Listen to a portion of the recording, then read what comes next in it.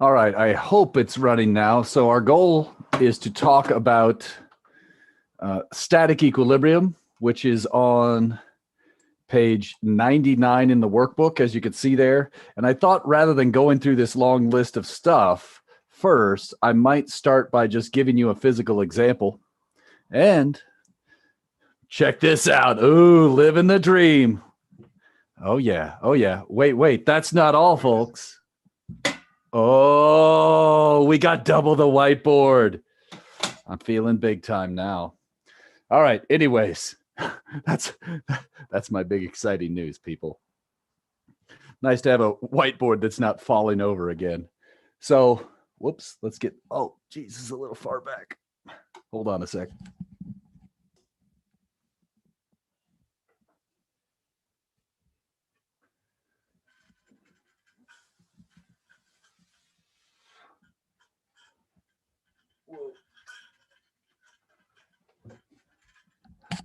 Let me catch up with the chat there. Yeah, that's it. Sorry it took me so long to respond, Nick. I was running out of headphone cable. The stimulus wasn't big enough for that. Gotta still have a 2-foot cable.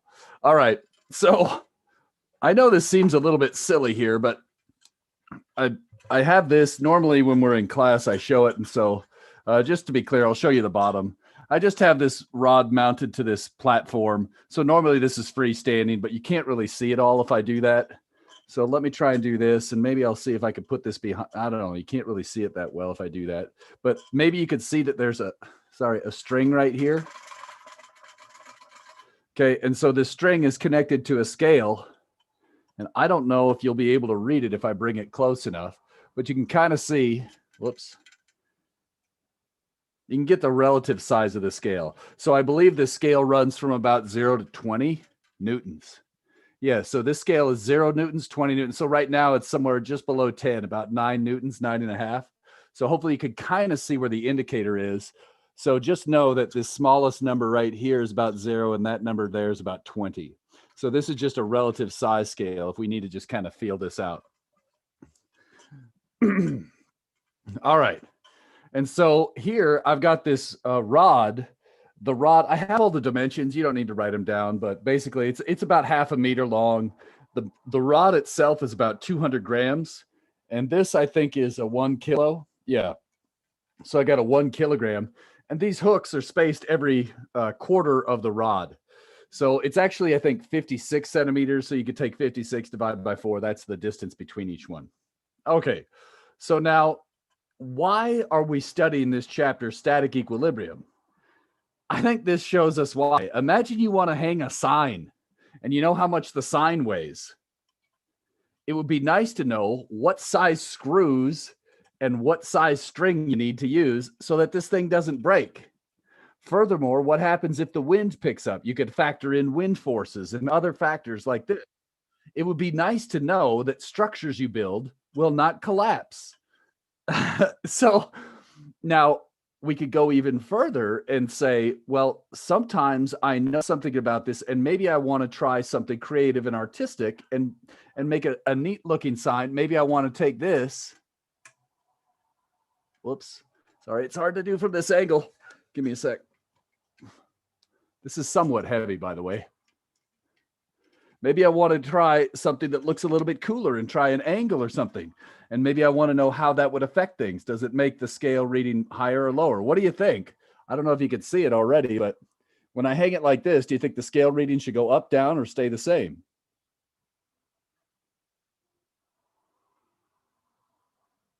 Up. Okay, and let's take a look. It looks like it's closer to the 20 mark. So if I read that, it's like down here now, closer to 13 or 14. So yeah. And now maybe you want to have options in a system you design. Maybe you're going to design kits that go out to people and you let them decide what angles and things they could choose for assembling things, almost like an erector set or something. Or maybe they have a hammock stand or something that has to be built at some weird angle. I'm looking outside and seeing different things outside. But there's many, many cases where you might want to design a structure that can withstand different amounts of load. or different amounts of force. And the geometry matters. The location matter. The amount of torque matters. That's why we couldn't do this chapter until after chapter 10. So in this chapter, what we want to do is make sure all of the torques balance and all of the forces balance. And again, just to remind you, some simple things we might do is figure out how much tension is going to be in the cable, so I know what diameter cable to use so that it doesn't break. Also, I have to affix this thing to the wall somehow. What size screws am I going to need? What type of threads am I going to need? All these types of things that a real engineer might need to worry about come into play. How much force is going to be on here? Will that push in and dent the wall? Or can I mount this in something? So what types of pivot points should I use? Do I need to worry about the friction or not? Or are the forces so huge, friction is negligible? All these types of factors add in. That's why we're doing this chapter. Engineers use this stuff all the time. Who else might use this? Believe it or not, you could imagine building some contraption like this. Remember the old zombie and traction, right? What if you actually wanted to help someone's leg heal? Maybe you would set up some weird device like this to stretch their leg. You would put their leg under tension, and you would need to know what angles and such to use to keep the right tension for putting them in traction to help them heal better. Things like this. So, oh my gosh, I got to put this down. It's getting really heavy. Oh. All right. Any questions before we kind of get, that's why I wanted to talk about it. Any questions that you have about that? All right. So it should seem like, how hard could this chapter be? Turns out most engineers are going to take a whole course on this. All right. So we are going to do a very easy version of this, but you're probably going to think it's really hard, right? Because you're still learning. So here's the entire chapter. All the lecture you need is right there in theory. Whenever an object is not rotating and not translating, we call it static equilibrium. The lack of rotation tells us that sum of torques are zero about any pivot point. Maybe if you have your book there, this is one spot you would underline. This is true. If it's not rotating about the base. It's not rotating about the pivot. It's not rotating about the point where the cable connected. It wasn't rotating anywhere. This is useful because we can get multiple torque equations, right? Instead of just getting one torque equation, you could get 7 or 250 if you're building a bridge. Okay. Furthermore, the lack of translation implies sum of forces equals 0. Right here, even if we only use the obvious pivot point in a problem, we typically have 3 equations. Not all problems are like this, but at this level, most of them. You get sum of forces in the X, sum of forces in the Y, and sum of torques about the pivot. That's usually what we do. Are there other styles? Yes, but this is the bread and butter of this. So we're going to take a problem, do sum of torques about a pivot point, sum of forces, and about X and Y direction. Now, this procedure is quite lengthy. I still think it's worth it to go through it before we do a problem, okay? This is not a perfect procedure. Sometimes, based on your experience, you will realize I can do things in a different order or skip steps. However, this is a pretty thorough procedure that works for the nasty problems, okay? So this procedure is maybe overkill for certain problems, but it's very useful for many. Let's go through it briefly, then just start doing practice problems for 2 days straight. Okay. Next. Okay. So even though it's just sum of forces and sum of torques equals 0, here's what I like to think. I went through everything that goes on in my brain on a nasty problem. I draw a picture. Seems obvious. I draw all the forces in the problem.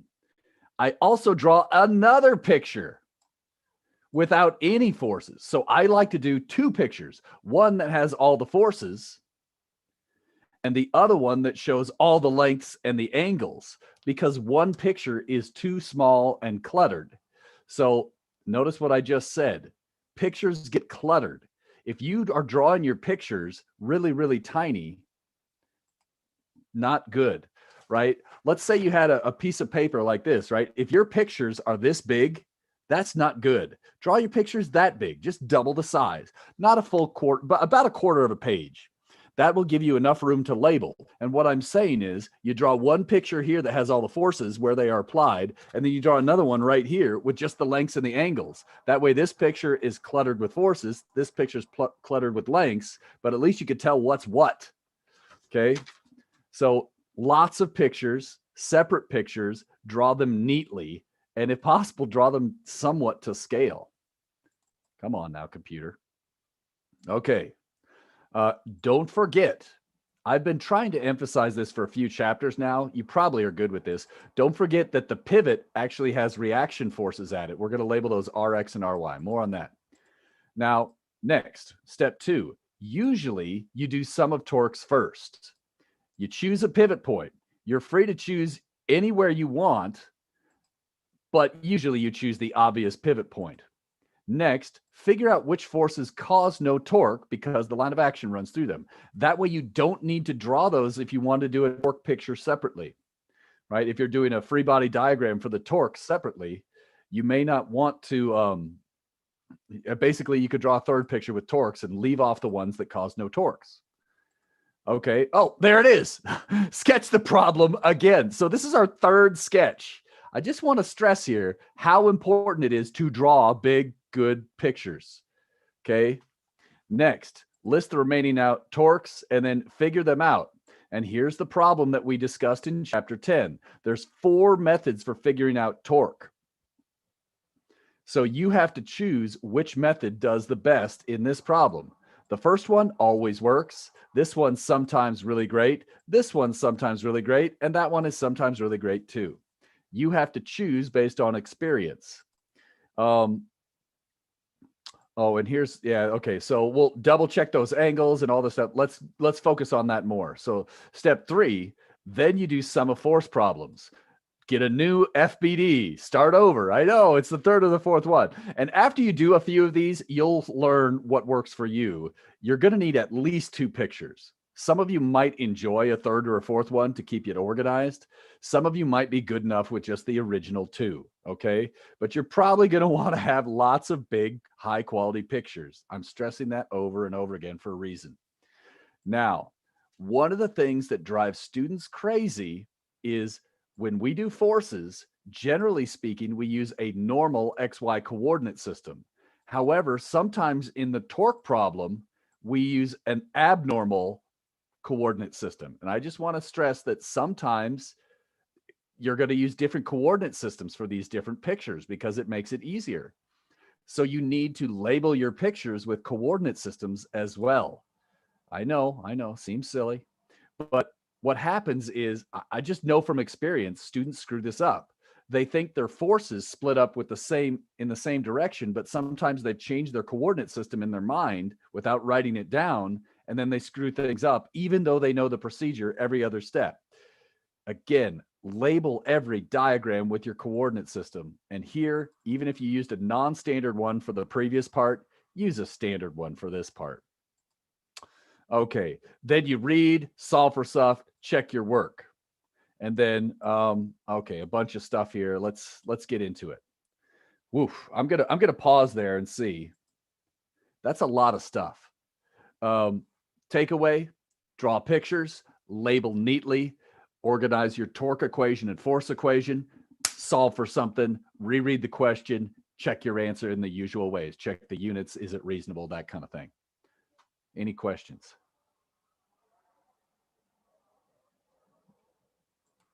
And you can interrupt me anytime if you change your mind and suddenly realize you do have a question, okay?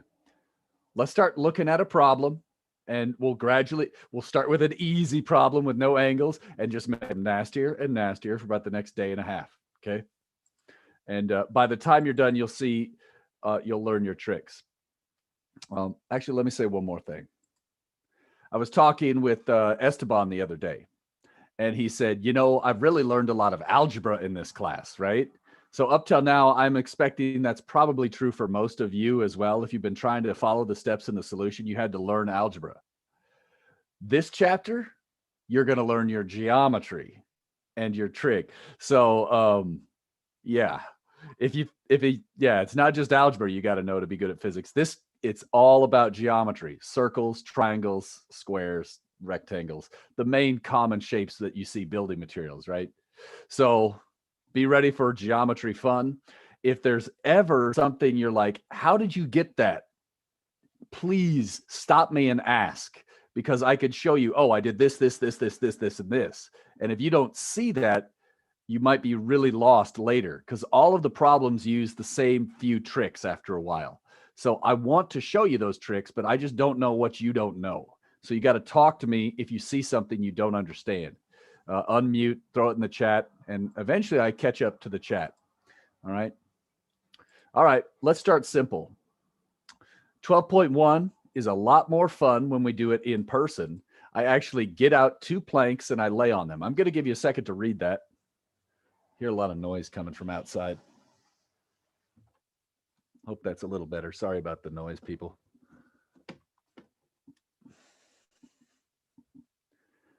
And I'm going to sketch this out while you read it.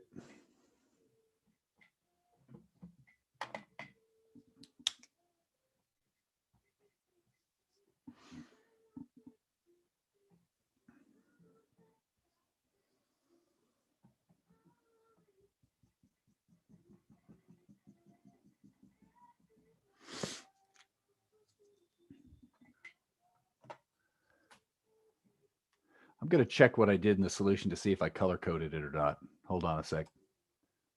I didn't. Okay.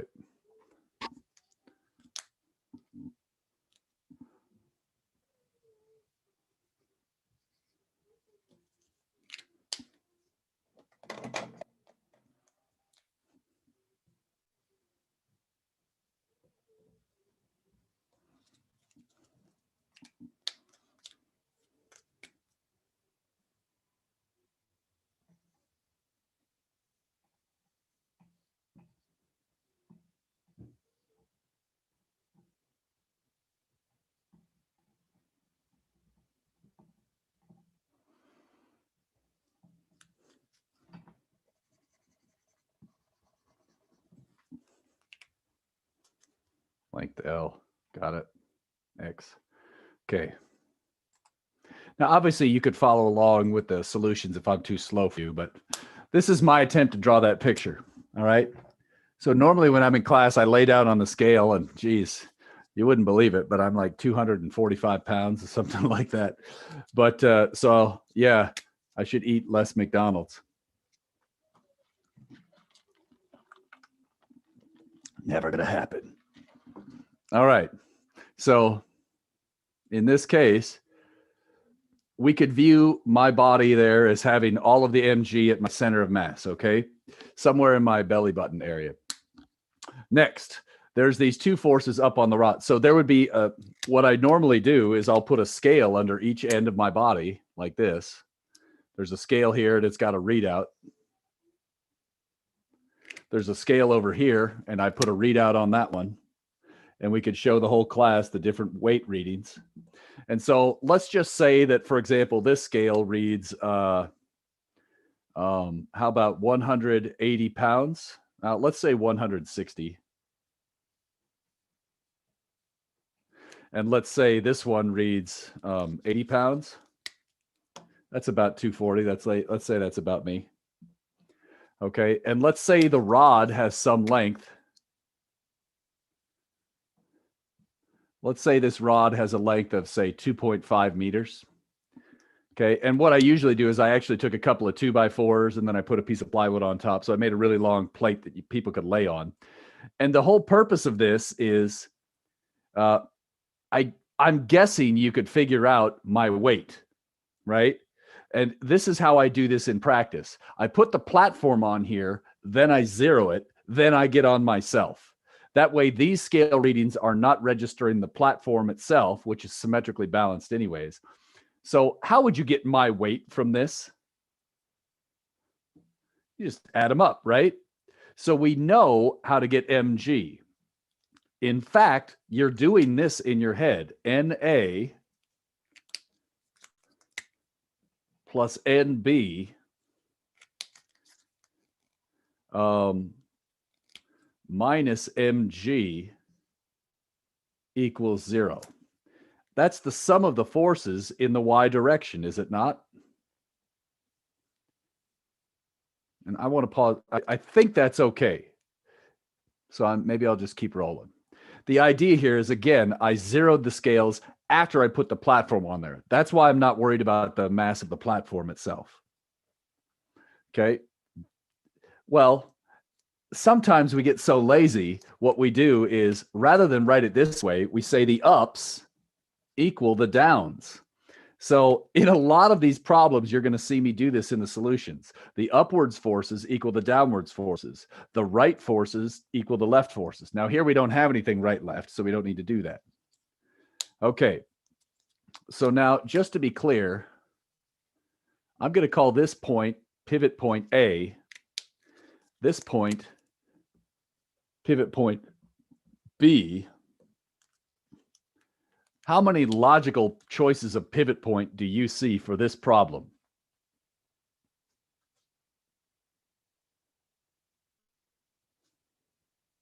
Three. Where's the third? Center of mass. Yeah. So we see, I babbled on and on about this a minute ago. You could choose sum of torques about any point you want. You could choose point A, point B. You could even choose the center of mass. Why are those the three obvious spots to choose? What is the benefit of choosing A, B, or X? And I think this, by the way, I just want to label this. I forgot. This was called distance X in the. What is the advantage of choosing, doing sum of torques about point A? We know all the distances. True. What else? Well, we don't know X, but that's what we could solve for. Sure. What's the other? What drops out if I choose the sum of torques at pivot point A? Normal force A? Yes. If I choose point B, this force drops out. If I choose point X, that force drops out. In the end, choosing any other point is not ideal because you don't get anything dropping out. It's more work on the algebra side. It's not that you couldn't do a different point.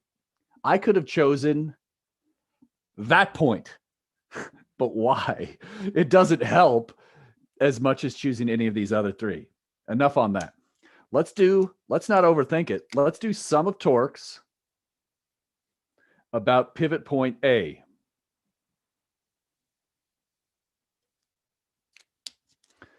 Somebody tell me one force that causes a torque about point A.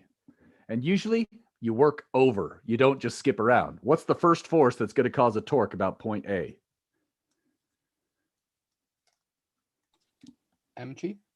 Mg. What is the equation for the torque due to mg? Well, let's just write it here. How about torque due to mg? And then the other one's going to be torque due to B, right? Or torque due to NB. And there's no others. So all this would equal 0, right? However, what's something we need to think about with these torques? Are torque scalars?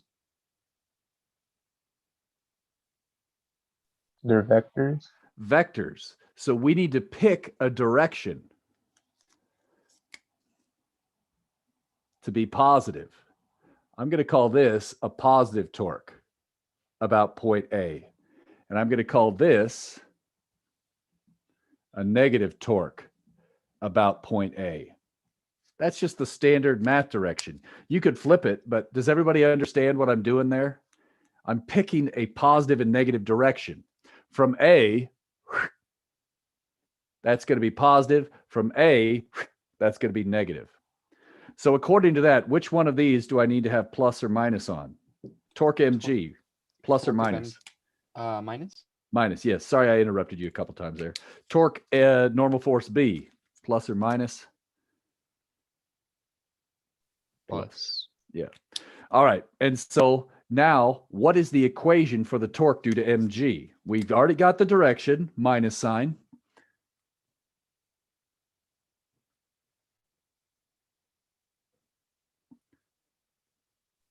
Could you do xmg? XMG. Wait, don't I need sine of some angle? No, because the mg is perpendicular to Yeah. the. Distance times force perpendicular. Done. Sweet. Nice job. How about for torque NB? What's that going to be?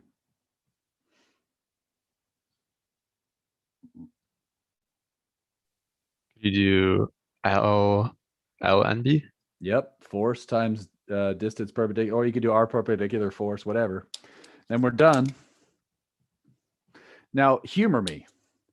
Let's say I was taking you and doing this to you in the classroom. Maybe you didn't know your weight right off the top of the bat.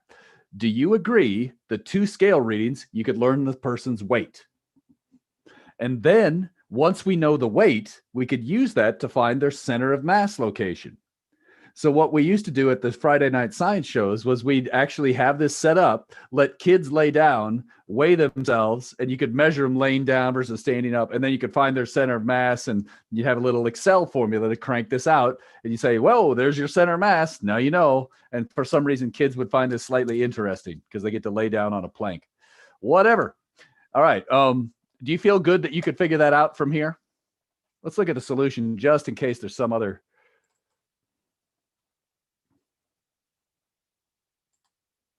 Oops, let me get this blown up. So normally you do the sum of torques first. I just switched the order. From there, you could solve for this, and notice you could get that done. Let's just look at it because it's here. I redid this problem doing sum of torques about point B. Take a second to see if you believe this equation. I redrew the picture at right.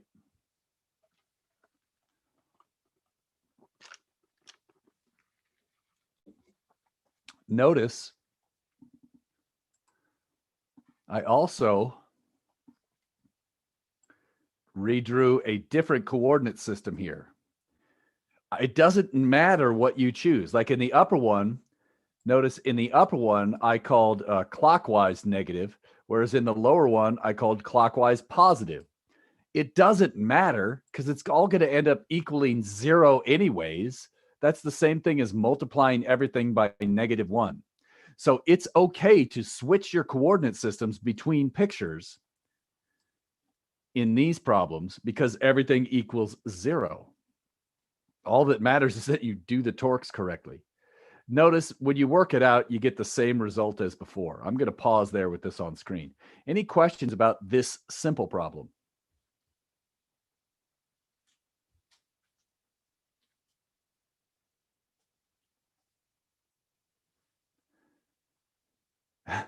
Here's a big comment that maybe I should allude to here. All semester long, I've been telling you normal force and tension are not mg. Well, as long as the objects we have involved are not accelerating, we're going to get away with that, right? What do I mean by this? Let's go back to this. Give me a second. This is a very subtle point, but it's crucial that you understand it for the final exam. Look at this problem. We got this zombie laying on the plank, right? Right now, I'm assuming that the zombies has 0 acceleration. But imagine if this zombie's acceleration was not 0.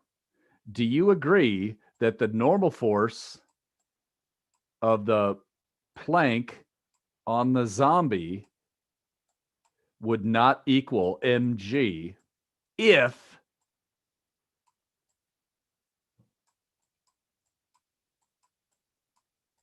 A is non-zero? Do you agree with that statement? If this was accelerating upwards, wouldn't the plank need to exert a larger normal force on the zombie than mg to get it to accelerate upwards. And then by Newton's third law, the force downwards that the zombie exerts on the plank would not be mg. The force that the zombie exerts downwards on the plank is actually normal force of the zombie on the plank. And so in this chapter, as long as we are not accelerating, you are going to see me get super lazy and just stop writing a normal force between the two objects. I'm just going to use the weight of the person. That is why we are doing this. Okay. On your final exam, I'm begging you, if you see a problem where there's a string and a mass hanging on it, do not blindly assume tension equals mg unless it's a chapter 12 problem. You got that? On the final exam, if you see a mass hanging on a string, the most common mistake is people did chapter 12. They're suddenly like, oh, T equals mg for everything. No, it's T minus mg equals ma. Or if it's accelerating down, mg minus T equals ma. I can't help you if you screw it up. I tried. All right. It's up to you to practice. So be careful about that. All right. Should we try this one now? Actually, this one looks pretty similar. I'm going to actually save this one for lab this week. If you're wondering what lab is this week, hint, it's this problem. Okay. You're going to code this and create a so maybe we should do this in lab. All right. So this kind of walks you through exactly the lab assignment this week, and I think you'll find it a lot easier than last week's. All right. This is the one I want to do. Okay. I'm going to give you a second to look at that. So we're looking at 12.2, everybody. Sorry I had so much caffeine. I am flying high here, ready to do some static equilibrium.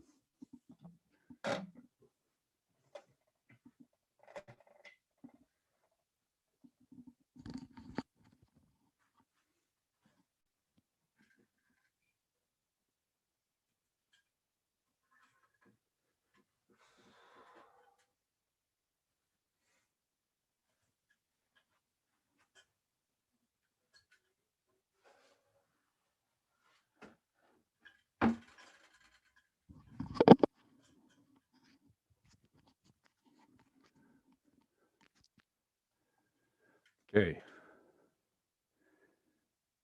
This is our first classic problem. Bringing it back. It's this thing. Right? This thing's really awkward. Okay. The dimensions, everything, it's exactly like this. You could imagine scaling this up like 10 times to make this a real sign on a building or something. But yeah, it's basically this. And notice that hanging mass can go to different spots. Now, I didn't make it continuous, but we could even stick it way out at the end or anywhere in between those if we really wanted to. So what we're really trying to learn about with this simple problem is how much tension should be in the cable and how much force is acting at the pivot point here. Okay. Oh, this thing's heavy.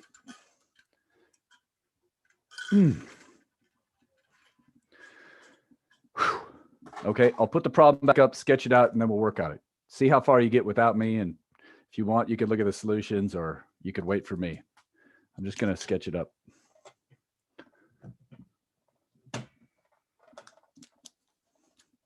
.2.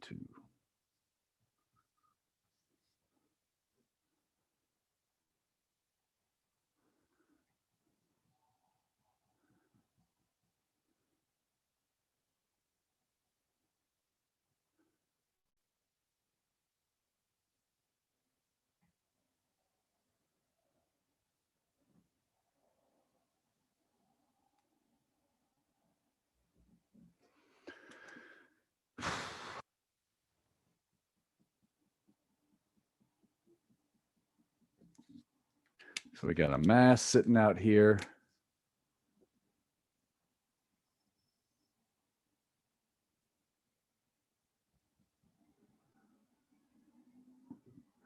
That's 5m. The rod itself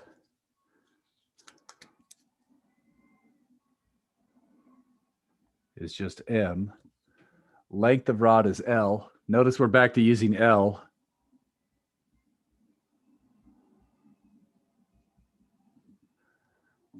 We're told that this angle out here is theta. Got it. Okay. Where did I go? Let me stop. Hold on a second here. Okay. So again, we can find all these. Think about this. Lengths, masses, should be really easy to measure those things in real life with tape measures and balances or scales. So that's why usually in these problems, you know, the lengths and the masses. Oftentimes, you're not given angles, but you're asked to figure them out from lengths. So a very common variation on this problem would be to give you this distance, and then you could say, oh, well, I know the angle is tan inverse of this height over that length. But yeah, other than that, this is pretty much very similar to the real world. Okay. Somebody tell me one force that acts on this object, on this rod. We're looking at the forces on the rod. Give me one. Tension. Tension.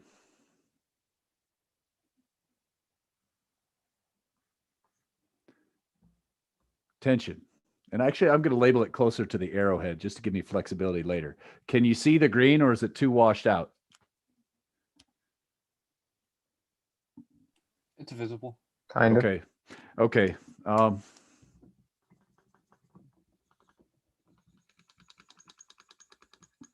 Maybe that's a little better. That's better, yeah. Yeah, sometimes the markers take a second to break in, so let's see if this gets better. If not, we'll throw it out.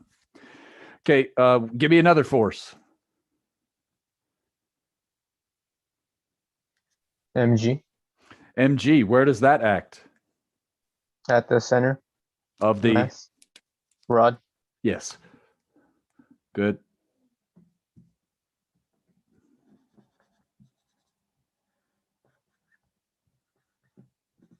What else?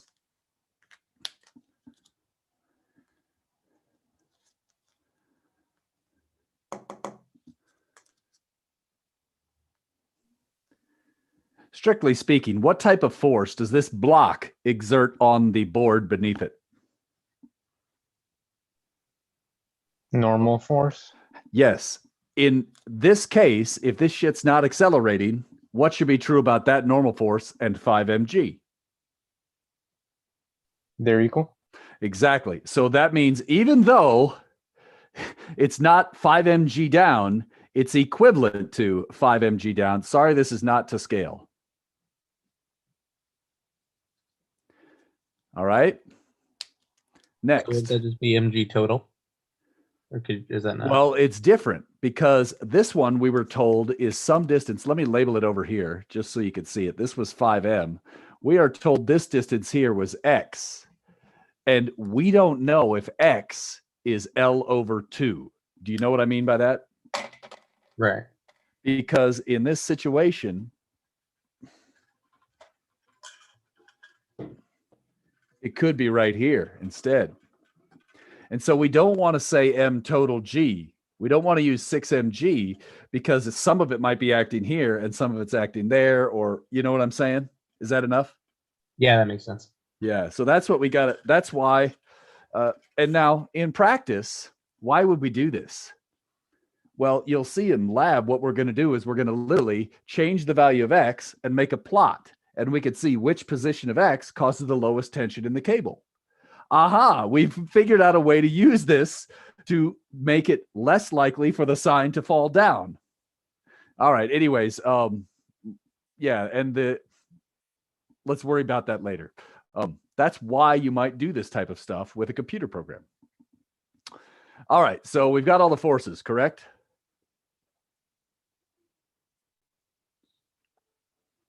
There's still the forces from the pivot.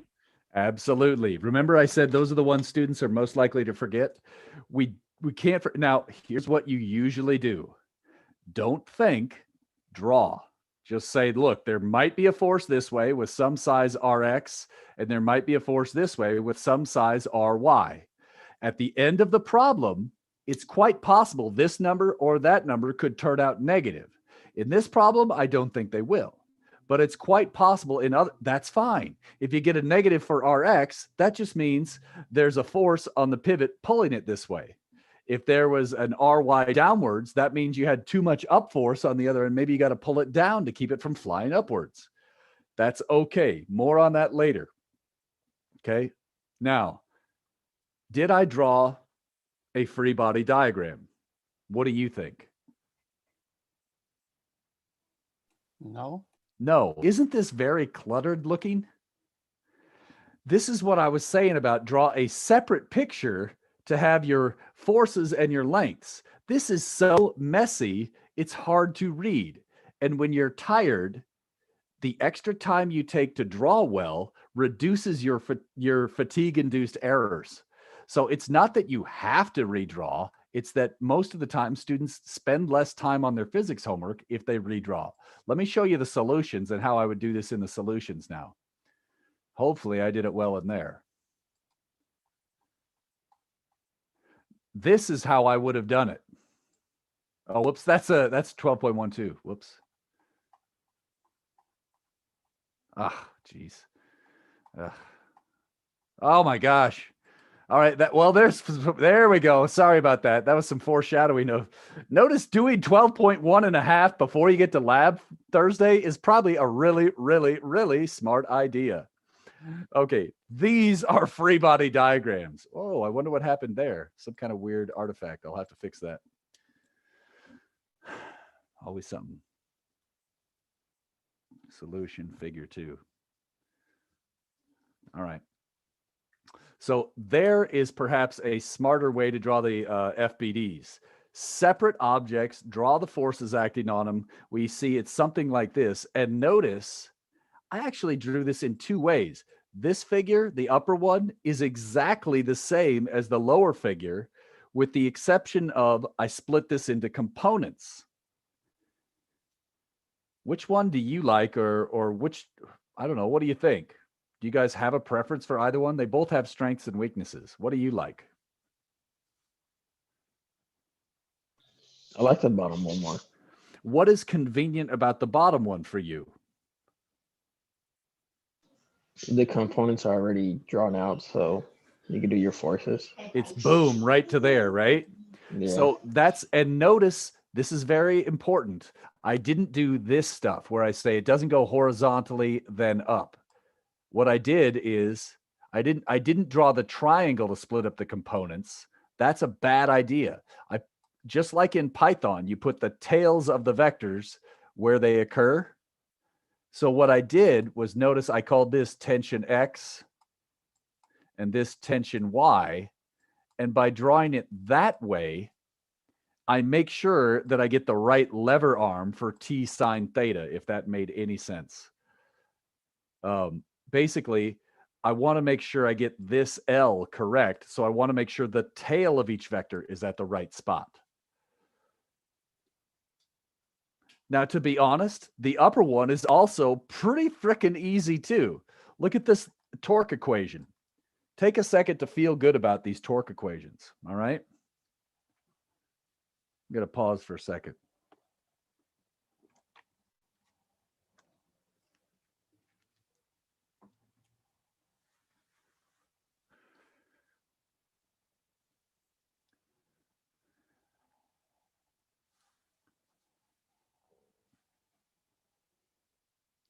In particular, notice these extra statements here. If you look at that lower figure, which force components contribute no torque? Rx, Ry, and T cos theta. Oh, go ahead. What were you going to say? Or did I steal? Oh, sorry, I unmuted by accident. Oh, my bad. My bad. Or okay, cool, whatever. All right. What do you think? Is this making any sense yet?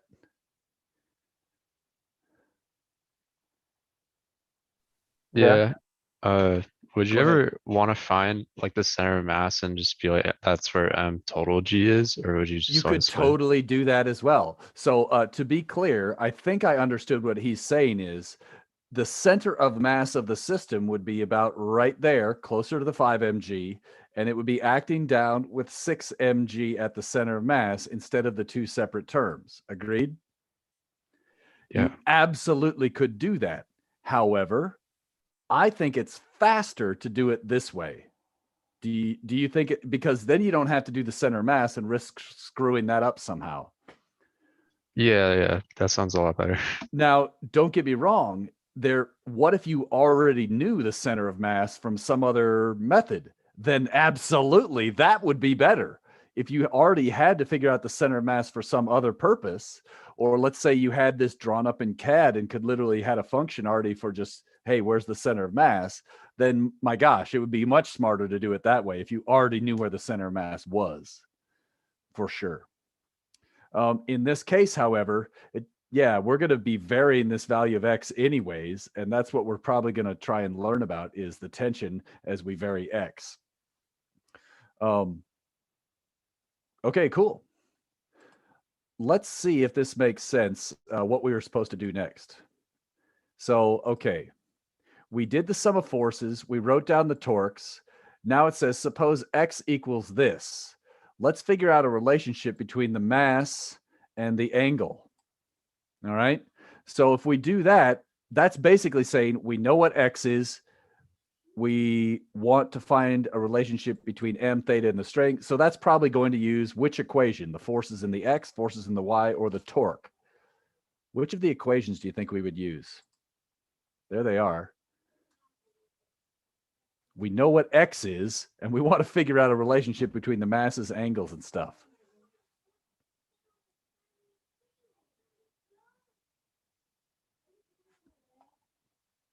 I think you agree the third one is probably screaming out for it. That's the only one that has X in it, right?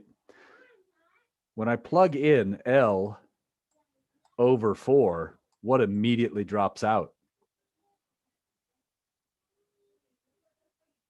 L. L. And so this is very common in these problems. You start with some value of X, and then X is given as some fraction or percentage of the total rod length. That way the length drops out and the problem gets easier. You could just solve for something, agreed, at this point? And lo and behold, we get a relationship. Whoops, I'm going to scroll up here to this. Just a second. So notice, you tell me the mass and the angle, I could tell you the tension. Or vice versa. If you tell me the tension and the angle, I could figure out the mass. Whatever. This is a useful equation in theory. If you know the tension that the cable, let's go to the next part of the problem. Let's say your string can support a certain amount of tension. I got some string. I know the string can handle 17 newtons. That's the maximum that I feel safe putting on there for whatever reason. I know this angle, and I still have this. What is the largest mass we can use? Well, we go into here. I could plug this stuff in and solve for M. And so what is the largest mass I could use for that block, approximately?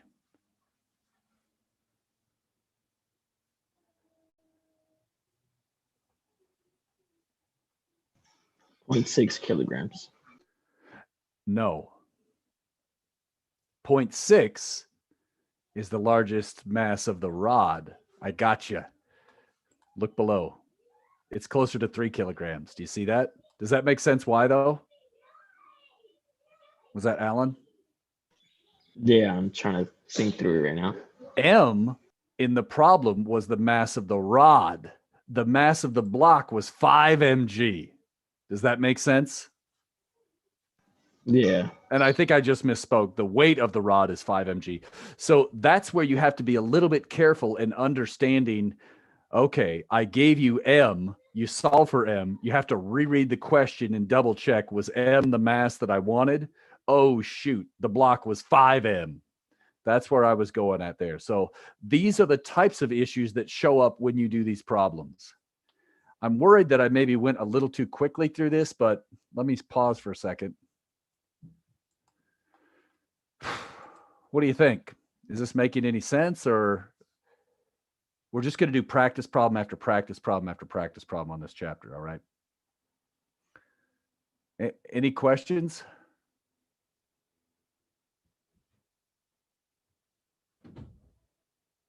It feels a little easier than the last chapters.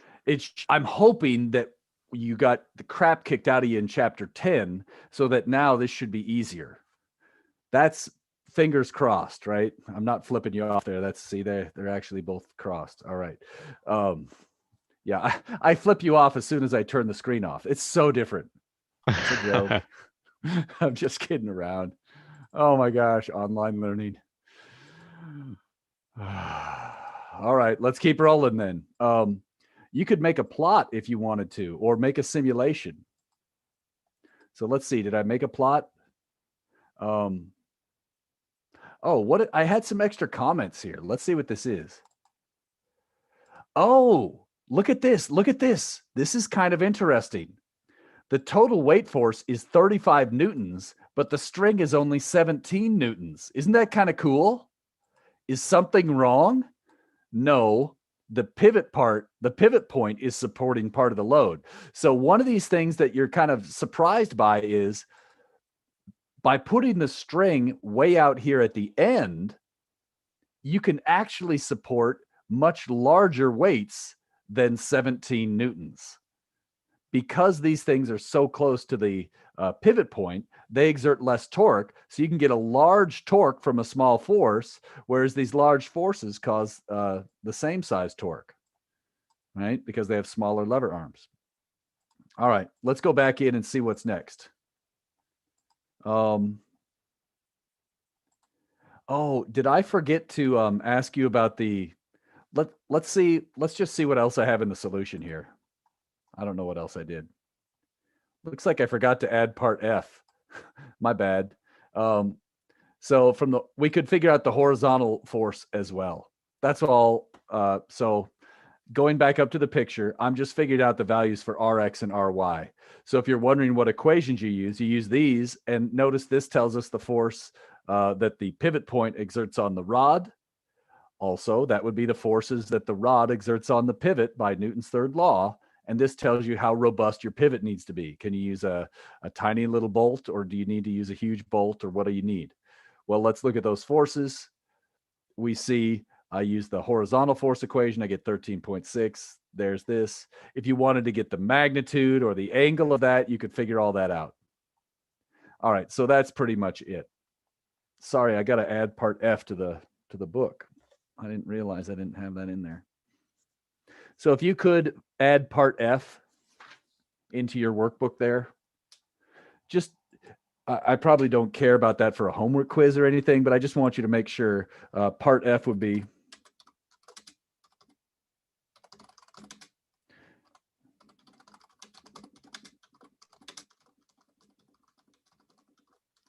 determine the reaction force in Cartesian form. So if you have your workbook there, maybe just write in that part F, and I'm sorry I left that out. It's entirely plausible you could get a question on your final exam that has some subset of these parts and looks similar to this. So that's why I'm really telling you to do that, okay? For what question? Oh, for 12.2. Sorry, that was 12.2. Oops, I think it's already in the book. Yeah, Oh, is it? it does have F. Oh, did I grab my wrong? Huh. Okay, so I must have an old version of my, whatever. Okay, that's kind of confusing me. So, okay, good. Sorry about that. My version is old. I've got so many versions of this thing. I'm glad you have it. Sorry, I don't have it. It's just worded a little differently. Okay. All right, cool. Sorry about that. Let's try this one for fun, and then we'll take our break maybe afterwards. So now it's to give you a visual, it's just like that plank we just had, but you're just attaching the string at different points and different angles. So you can talk to a friend or whatever you want. You can, chat with them privately if you want in the chat, or you could just speak out loud and unmute or whatever. I just don't want to deal with breakout rooms. I'm going to give you a second to think about this. I'll turn on the clock, okay?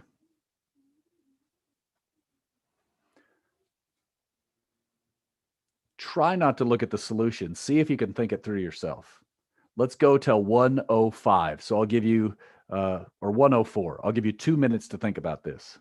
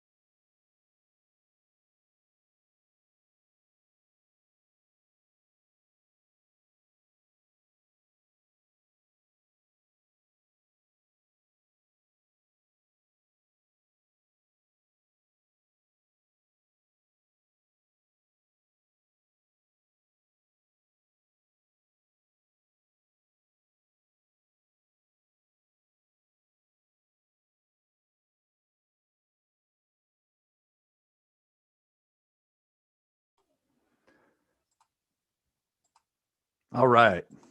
So let's take a second. Hopefully you didn't look at the solutions. If you did, that doesn't offend me. But let's maybe take a guess. It's okay to be wrong. They say you learn more by taking a guess and being wrong than by not taking a guess at all. So by they, I mean physics education specialists. All right. So just take a guess. Is there one of these you think that is going to have the most tension or the least? Maybe we don't try to rank them, but is there one that stands out as probably having the most tension?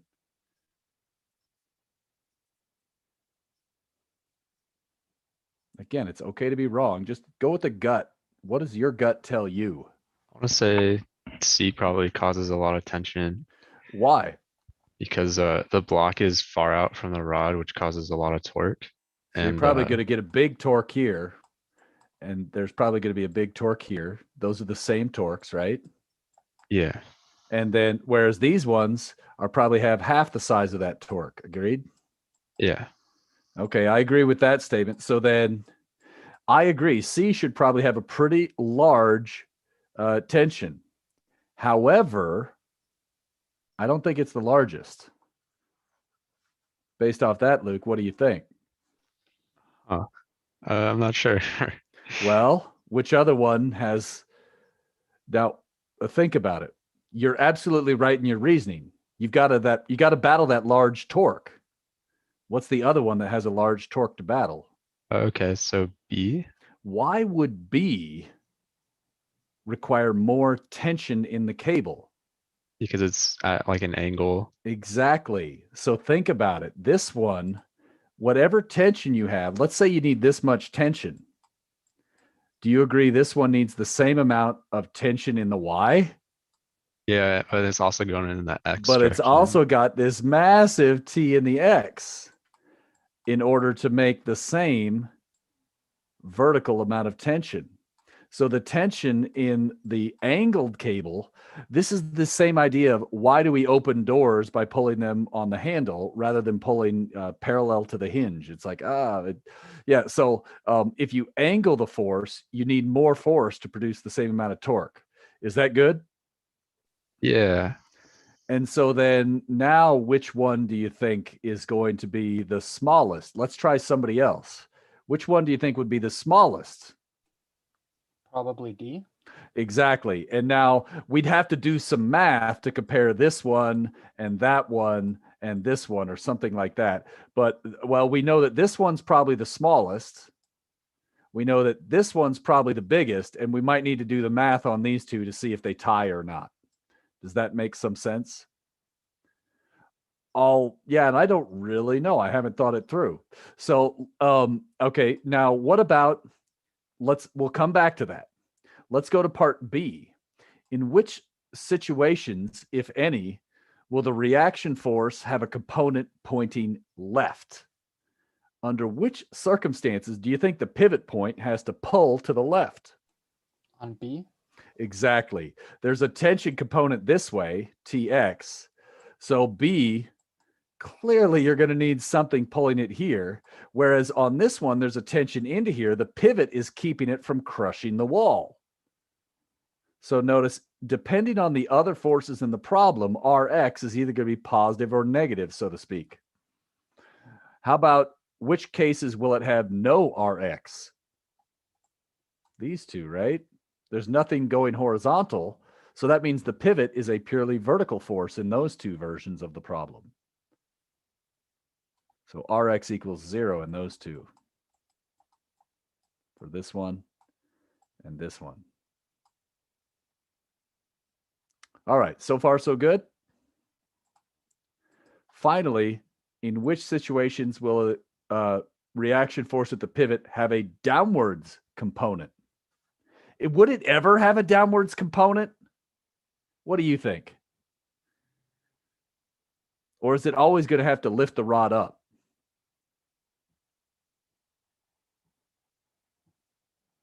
What's your gut tell you? I'm curious.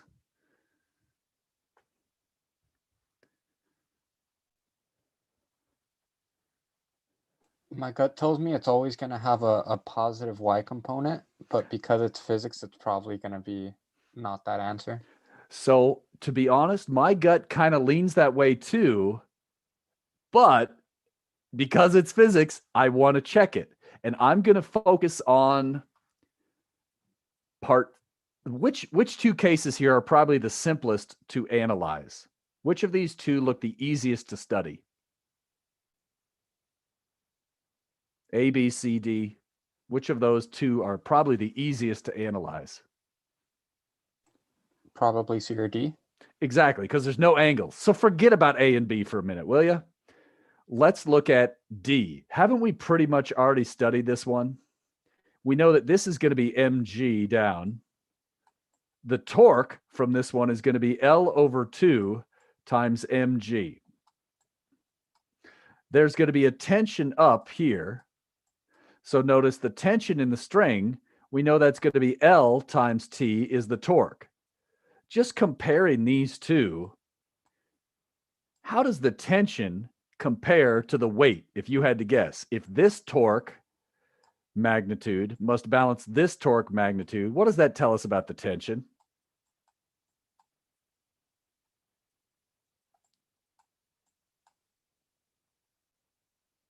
How does tension compare to mg if LT equals L over 2 mg?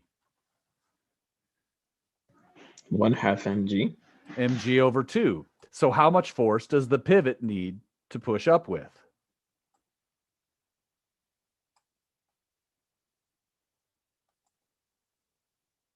mg over 2. Right. So we see that the weight has to be balanced by the pivot point and the string at the end. What's going to be different here? What's the torque from this one? The torque is going to be LMG. Do you agree?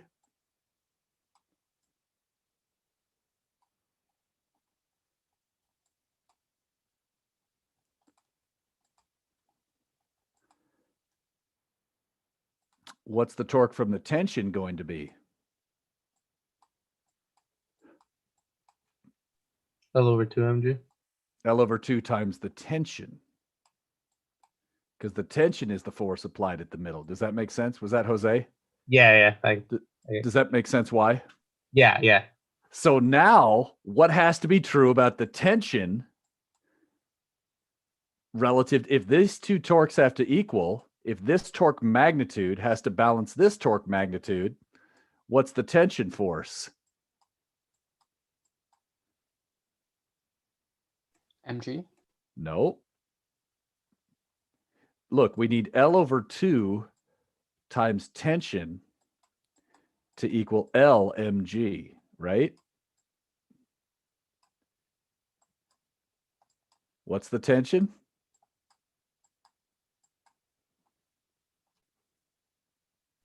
Two mg. 2 mg. What's the force the pivot point needs to balance it? Mg down. Isn't that crazy? This is a terrible way to support a mass. Usually you want the string farther from the pivot than the mass. Otherwise, your pivot is literally having to pull down because you need so much tension to balance the torque. This is static equilibrium in a nutshell. Where you apply the forces affects the values of the forces themselves.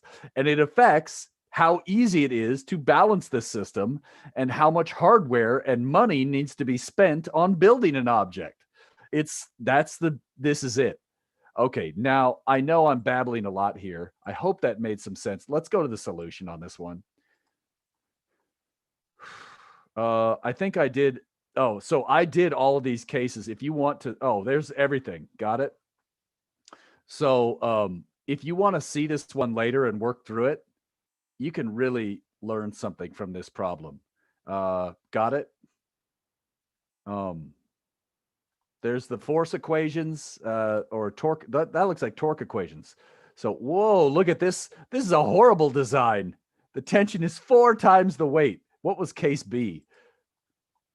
Oh my gosh, what a dumb design that was, right? So angled cable at the middle, block at the end, terrible design. Look at these forces. It's so dumb to build it this way. Now, you wouldn't know that until you had taken this course or an engineering course, but look at how much force you're going to be putting on the wall, right? This thing is going to want to pull out of the wall every day, right? Whereas this one, look at this. This thing is not going to want to pull out of the wall. Neither is this one, at least not very much. So this is clearly the best design from a standpoint of you need the smallest strings, the smallest hardware. It's the cheapest solution. It's the safest. It's the most robust. There may be a time when you need to do it this way because of issues that you face. Maybe there's no room, there's no ceiling, there's whatever. But if you do, you want to make sure you engineer it properly so this doesn't fall apart on you. That means checking the size of the threads, the pitch of the thread, all this boring. Aren't you glad you're not an engineer? Oh, wait, that's what you guys are training to do. Ha ha ha ha ha. All right. So this is the time it's nice to be a physicist because then it's actually easier, right? We just do these simple problems. Engineers have to do a lot of hard work on all those details. Should we take a break? Questions on that? I hope you find this kind of interesting. I do a little bit. All right. Let's take that break. So on my clock, it says 1:15. So let's come back at 1:25. Okay.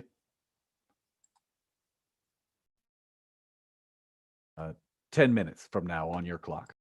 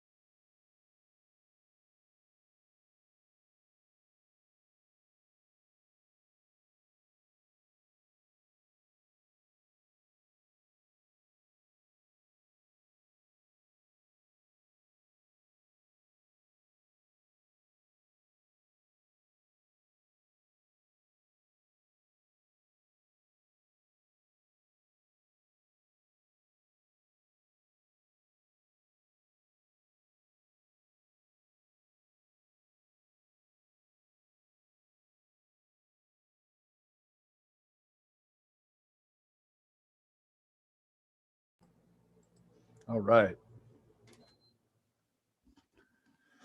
What do you think of this stuff so far? You getting it or not?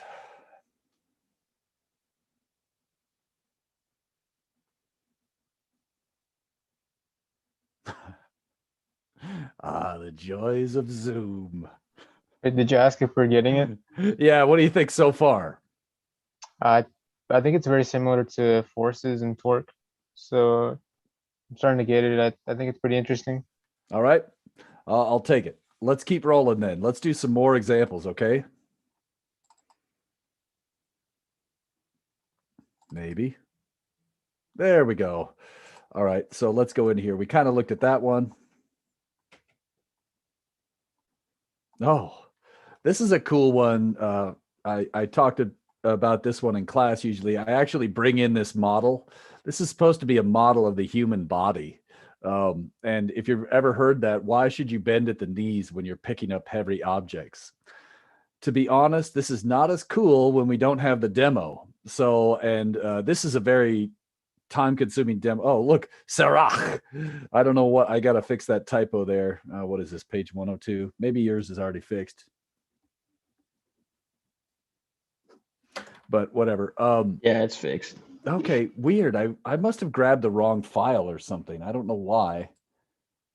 Whatever. Let's not spend time thinking about it. Sorry if mine looks a little different than yours. I'll figure that out after class. But the moral of the story is let's look at the force diagram for this one rather than spending a lot of time on it. So, oh, I didn't draw it. Okay, let me just do this for you really quick. Let me just do it on the whiteboard. All right. So imagine you're a person bending over. I find this part slightly interesting. Now, obviously, the human body is not just a thin rod, but it's not that far from it in terms of this problem.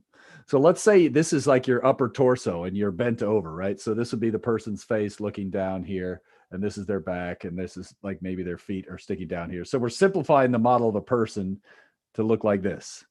Okay, so this is supposed to be the person bending over. All right, and there's a pivot point right here. Now what happens here when you bend over, there's actually a small little bit of clearance here, and there's a band of muscles. Now, to be honest, it doesn't look like this in the human body. In the human body, there's actually a whole bunch of these different connectors going out to different parts of your back. But we're going to keep this analysis simple so that we can do the math quickly. All right. So somewhere in here, there's approximately on average about a 12-degree angle for all these different muscle bands that are connecting in your lower back. Already, do you see the issue that we're going to have? So imagine there's your arms hanging down right here holding a heavy weight. There's going to be a large mg right here. Also, there's your center of mass from your torso itself, right? So that would be some other large value for mg. So we've got two big weight forces. And maybe just to simplify this, rather than calling them mgs, maybe I'd say there's weight one, which is the object you're trying to lift, and weight two, which is actually just the weight of your torso at your center of mass, wherever that is. Okay. Why is this tension going to be insanely large?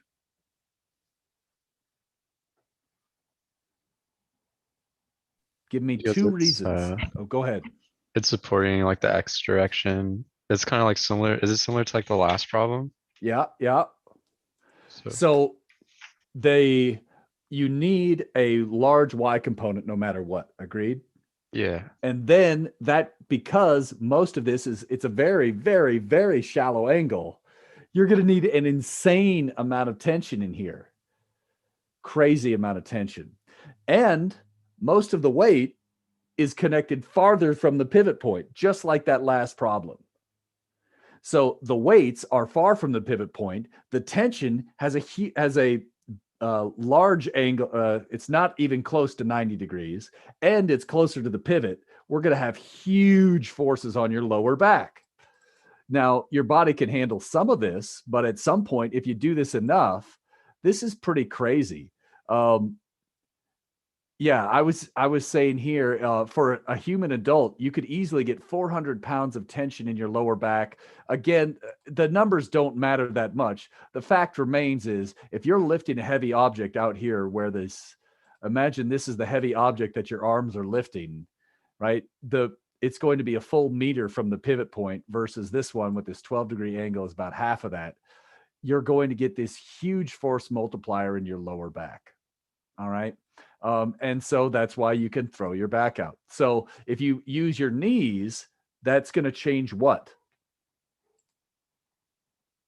If you bend at the knees, what do you think will change?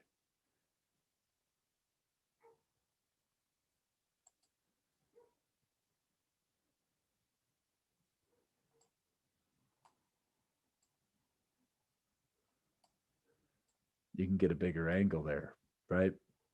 Or you can get a smaller lever arm on the same amount of mass, right? So here, if this was angled up, this mass won't be quite so far away. So I think that's probably the bigger deal. You're probably still going to get close to that angle. Maybe, I don't know if that's going to change too much, right? This is why you take a physiology course and not a physics course to learn this stuff. But if you want, you can read about this. Do a web search for Erector Spinae Harvard, and you'll find the demo and their pictures of it. So if you want to learn more about this one, if you're a biologist or something, that's cool. Another thing too is they talk about why you would want to flex your abs, and how that helps. So, oh yeah, there we go. This is not my scene. I don't know this. Yeah, there's a lot of, it's very complicated, blah, blah, blah. So to be honest, this gets much more complicated if you're doing the real biology. And I know that. So again, this is just to motivate you as to why you can kind of get a feeling for why this, yeah, but okay. All right. Next. Hopefully that was worth talking about. Consider you have a ladder of mass M and it's leaning up against the wall. All right. Okay, so we're trying a variation on some of these problems. Now, let me see if you could see this one here.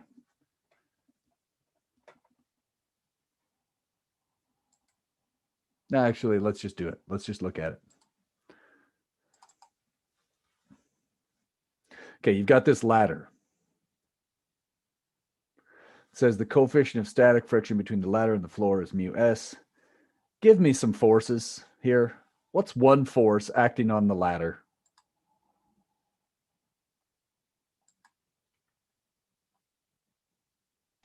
mg, Where does it act? the center of the ladder. Yep. Okay, give me another force. Normal force acting towards the left from the wall.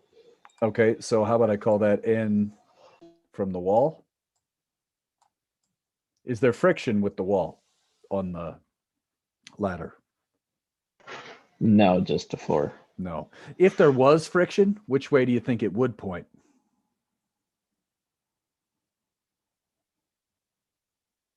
Which way do you think the ladder would tend to slide relative to the wall, and use that to inform your guess? So we're trying to guess which way friction would point at the wall. Up, up. Now, what we're saying in this problem is there's friction with the wall that's up is approximately equal to 0. It's totally present in the real world, but it turns out it's pretty negligible too. Okay. Any other forces acting on this?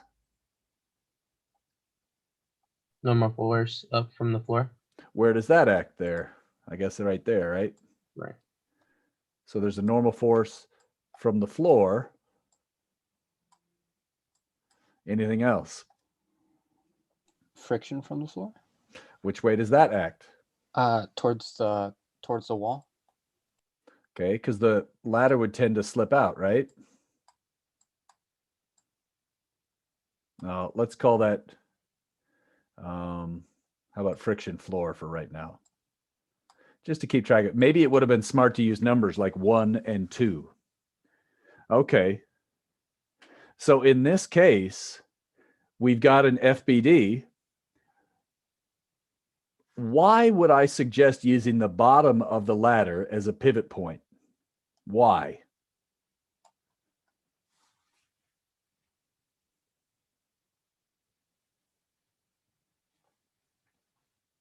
What's the advantage of using the bottom of the ladder as a pivot as opposed to the other two obvious points? No negative values. Okay, what else? That wasn't what I was thinking. It's a good thought though. Maybe you wouldn't have to deal with friction. You eliminate two forces in the torques, and one of them is this friction. I don't need to know what that is. Does that make sense? By putting the pivot point here, two lines of action go through the pivot instead of just one. So that's why I think this is the best choice of pivot for this problem. There are two forces I don't need to worry about torque. And notice this is exactly the same as the last problem, except in the last problem, I think we called this Rx and Ry. Do you see that now? It's not, there's no physical pivot in this problem, but it's a real life situation, and the frictional force and the normal force act like the reaction forces at the pivot. So we don't really have Rx and Ry. We effectively have Rx and Ry. All right. So let's take a look at this one. I'm just going to pop up the solution. Nice job. There's your sum of forces. There's your sum of torques. I probably should have had you tell me them, but I think this one's easy enough you could follow it. Notice what I did here. I drew a separate FBD.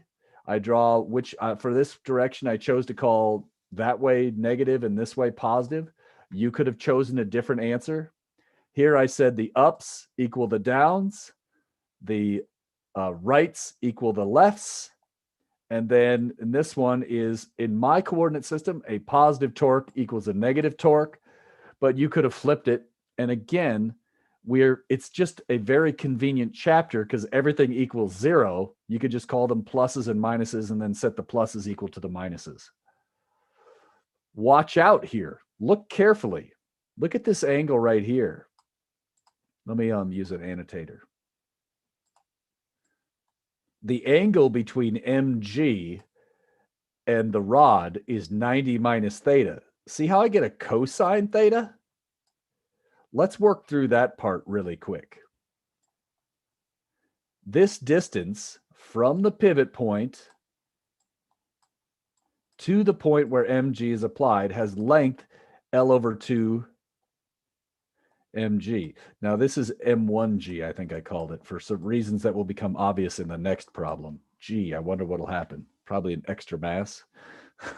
You could call it MG. Sorry, I called it M1G. That's just my fault. Okay. Now we know this angle is 90 minus theta. So what I did for that torque magnitude is I said that torque magnitude is R F sine of the angle between. So I did R F sine angle.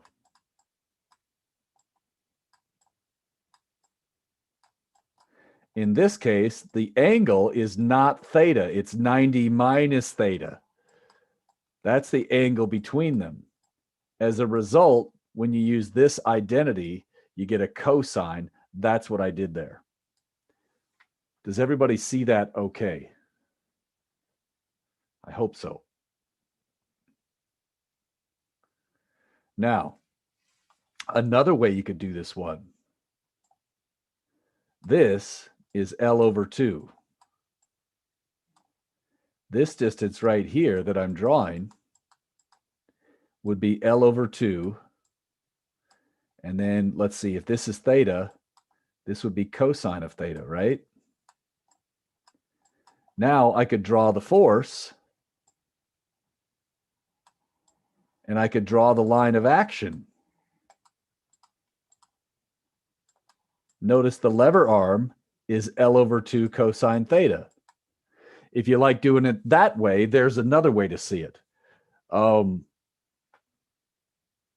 know you guys don't want to speak up, but could you just give me some feedback to let me know if this makes sense or not? Yeah, it it's makes making sense. sense. Okay. It's just a lot to take in. Yeah, it is. It's intense. This is the chapter where you discover, oh man, there's a million ways to do these problems. And when they get really hard, every once in a while, if you get stumped trying one of the torque methods, sometimes it helps to try a different one. That's why I'm showing you these different ways. Sometimes people see it better with lever arms. Sometimes people see it better with just R, F, sine of the angle. Do you guys have a preference? I'm curious if you like one over the other in this particular problem. What do you guys like? I prefer the lever arms. Isn't it funny? The lever arms at first, you're like, oh, this is annoying, but they kind of get easy after a while, right? Okay. Cool. Thanks. Let's go to here. If it's not near the onset of slipping, determine the frictional force. So this is where things get tricky. Just because it's static friction, remember chapter 5, we don't necessarily know it's on the verge of slipping. And in fact, hopefully, anytime you put a ladder against the wall, it's not on the verge of slipping. Wouldn't that be a terrible design to put your ladders up if they're on the verge of slipping? That would be so bad. They would slip, people would break their bodies all day long. So in this case, what do? We could use, well, look at these equations. This equation helps me figure out what N2 is. Do you agree? The torque equation, the L's drop, and this sine theta comes over here. And cosine theta over sine theta goes to cotangent theta. Do you see that? Sine over cosine is tangent, so cosine over sine is cotangent. So notice that equals N2, but N2 and F are equal, so that's where I got this equation. We see that the frictional force relates to the cotangent of the angle. Weird. Furthermore, if it happens to be on the verge of slipping, the previous result is still valid. If it is on the verge of slipping, then you could also use this. And if that's the case, because N1 happens to be mg in this problem, we get this weird, this tells us the minimum coefficient of friction you need to keep a ladder from slipping. That's pretty interesting. This could help somebody that's designing a ladder to tell people a warning label. And you could say, look, do not use this ladder if your angle is bigger than such and such, or smaller than, or whatever, however you wanted to phrase it. Okay. So that could help you write a warning label on a piece of equipment you design. All right, there's a practical use of this chapter. Let's go back to here. All right. And now for fun, what if you put a human being on there? Rather than do this whole problem, let's start here. Imagine you have an empty ladder that's on the verge of slipping, and then a person stands on the ladder. What do you think is going to happen? Let me show you what I mean. Okay, this is going to be tricky. I don't know how well this is going to work out, so I may have to shout. Hold on.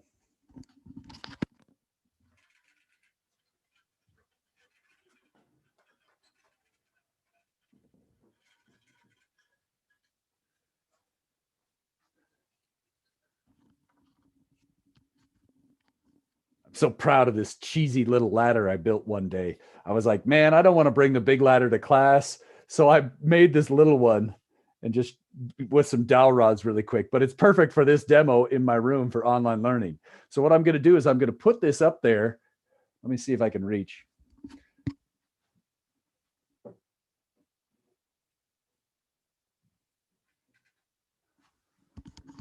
So that's just a ladder leaning against that support. And then what I'm going to do is I'm going to scoot it back a little bit until it's on the verge of slipping. All right. And then I've got that hanging black mass that you could see right about there. I'm going to take that hanging mass and I'm going to put it on the first rung. And what I'm wondering is, when I put it on there, is it going to be more or less likely to slip? So let me get it ready and then I'll tell you again.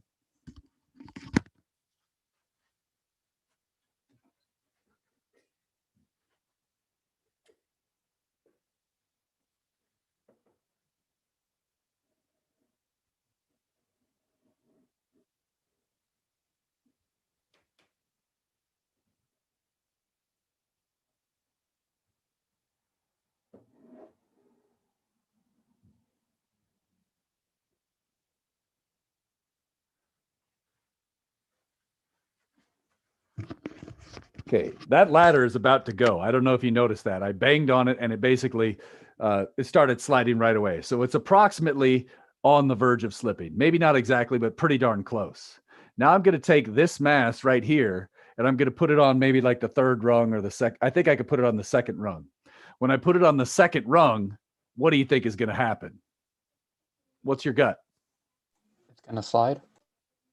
Okay. Anybody else? Do you agree with him or not? What's your thought?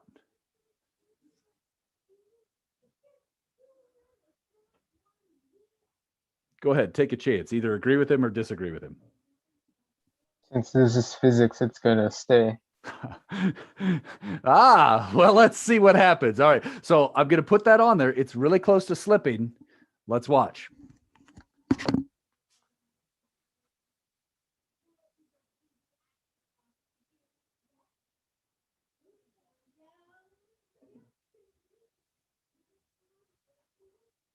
It's actually more stable.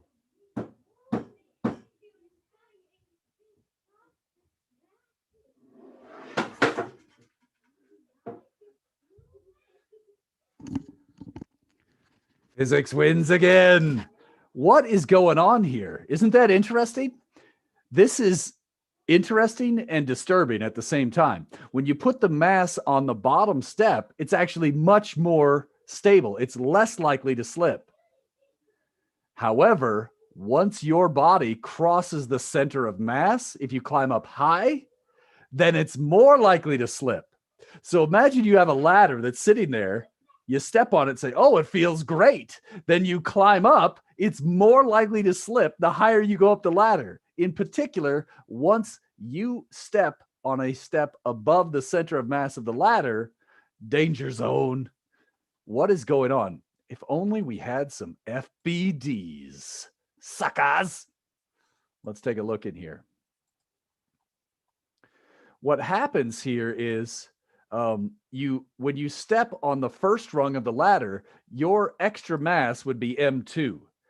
That's going to, right? If you look at the sum of torques of this problem or think about the sum of forces, I like to think about imagine you're sitting, if you do this as the pivot point, if this point was the pivot point, then we know this force needs to increase dramatically if you step on this end, right? Whereas if you go up here, it's a different situation. But how could I say this? Basically, if you increase the normal force, the maximum possible friction force increases. Oh, there it is. So stepping on the ladder, when you increase this normal force, you increase the maximum possible amount of friction. But then when you cross this center of mass threshold, it goes the other way against you. Let me just leave it like that. All right. So there's the math. You could do that problem on your own later, but it's kind of cool. And to be clear, I think I assigned a version of this problem. Let me go to here. Somewhere in there, there's ladder part 3.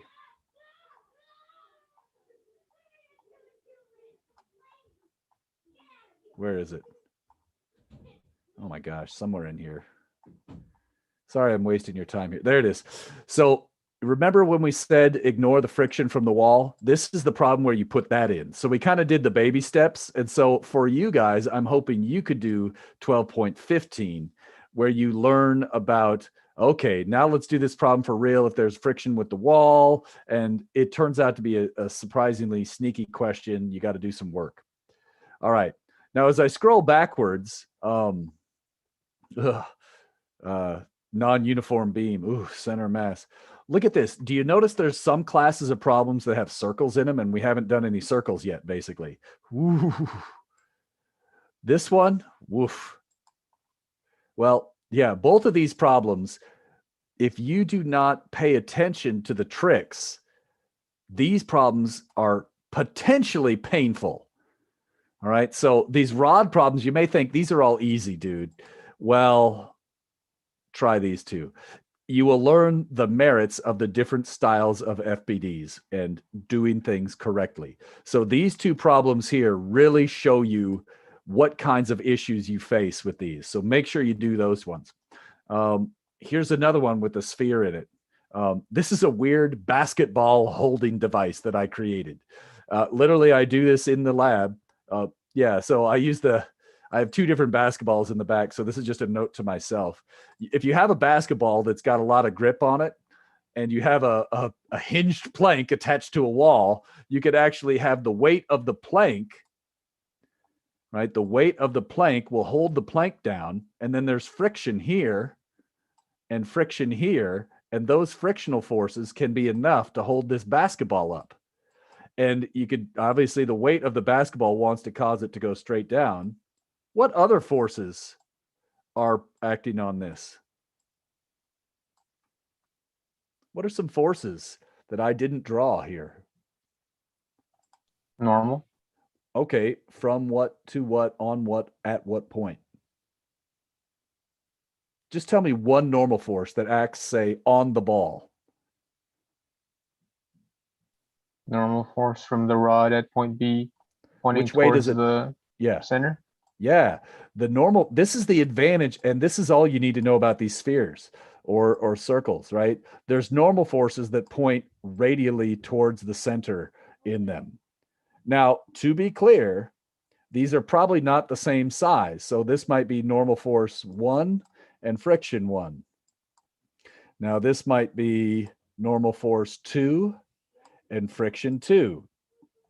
But other than that, it's just kind of busy work. Now, is the mass of the plank acting on the ball? Is MPG a force that is exerted on the ball?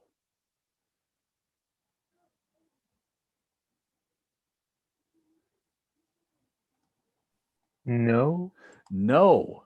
So this is not a free body diagram I drew. Excellent job. If we look at 12.8, oops, oh wait, what was that called? 12, what was it? 12.8? Ah, there we go. Sorry, let me clear this out.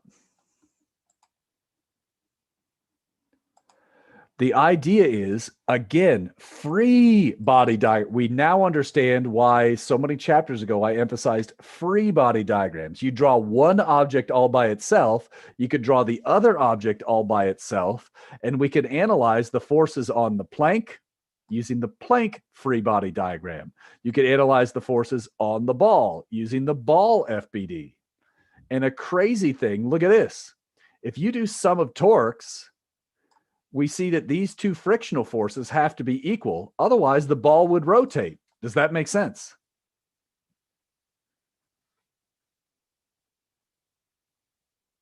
Which pivot point did I use? Center. If you remember, you could do sum of torques about any point you want. So if I pick the center of this ball and I want to do sum of torques about the center of the ball, mg doesn't cause a torque about the center, line of action through pivot. NA, line of action through pivot. NB, line of action through pivot. That's where I got that equation. Does that make sense? I'm going to pause. I feel like I'm going really fast.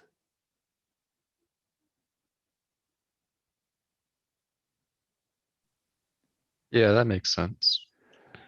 Okay. And now, so do you agree that the two friction forces are the same?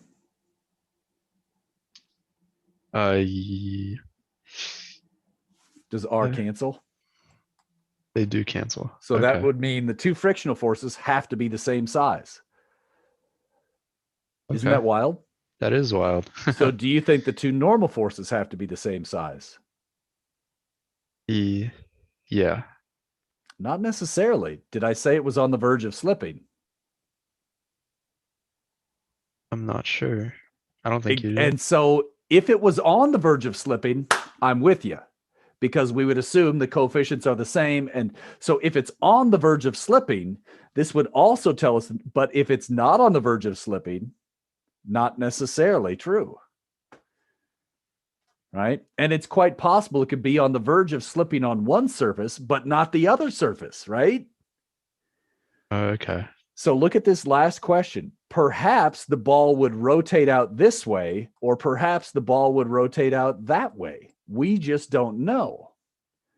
And in fact, I think it depends on what angles you use. If the plank is nearly horizontal, believe it or not, you can get this thing to work when the plank is nearly horizontal. And then when that's the case, I think it's going to tend to pivot out this way. However, when it's nearly vertical, maybe the ball pivots out the other way like that. I don't know. Or maybe it's always going to happen to rotate out about, I don't know. It's complicated. I don't know the answer. I don't care. But what I was curious in was, can you draw FBDs and write force equations and then in theory solve it for something? That was the goal here. I'm going to pause again. I'm worried I'm going too fast. Make sure you feel, is there any questions about any of these parts, A through F? Forget G. Is everybody okay with that FBD, that force equation, that torque equation for the plank? What was I doing here?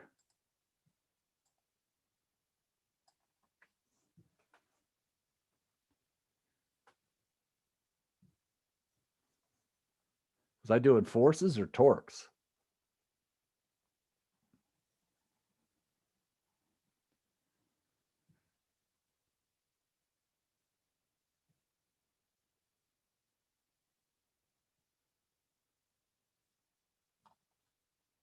I could tell this is a torque equation. mg is a force.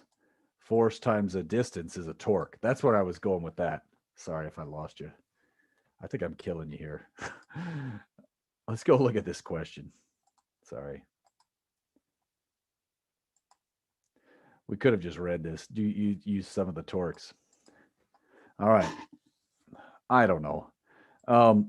This was just trying to motivate circles here, people. Let's maybe regroup. Okay. All right. I'm not trying to lose you. I just had caffeine and I'm crazy when I have caffeine.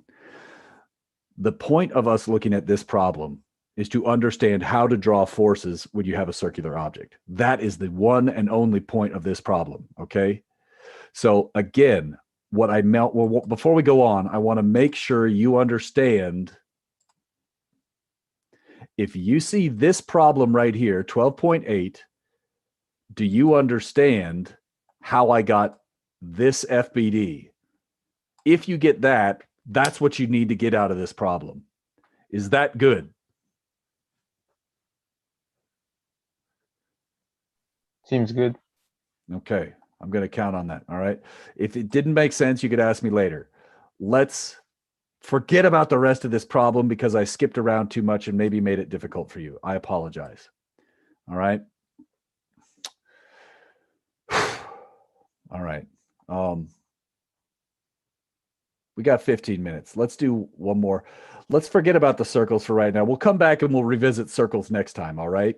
I want to focus on how these problems get nasty. So let's try 12.7 together and we'll finish with that. All right. Let's look at 12.7. Let's get one good problem done in the last 15 minutes we have. All right.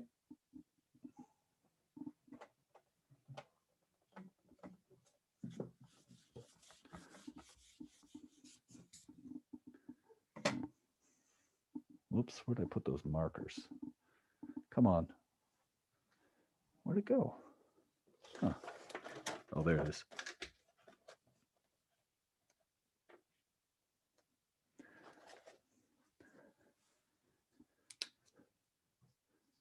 So again, we're going to handle cylindrical and spherical objects on the next section. That'll be a whole separate set of tricks. But for now, what do we know? We know this distance is y.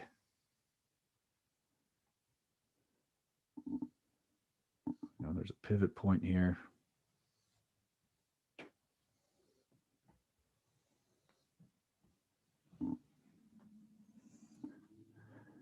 This distance is x.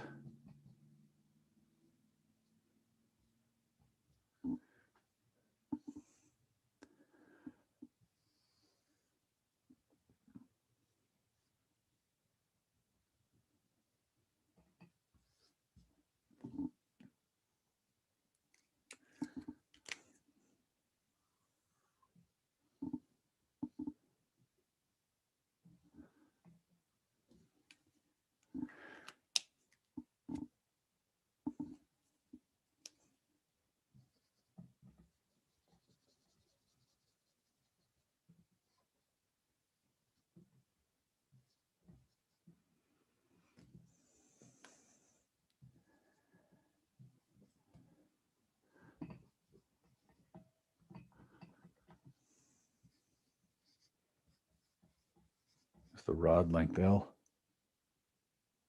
L. And Y is 2/3 L.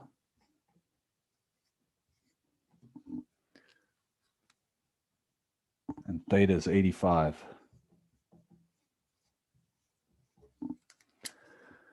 Woo. Okay. I got it all written up.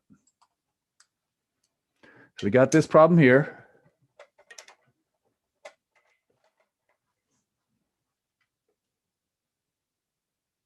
All right. Now, if it helps to visualize it, I'll bring up the visual real quick.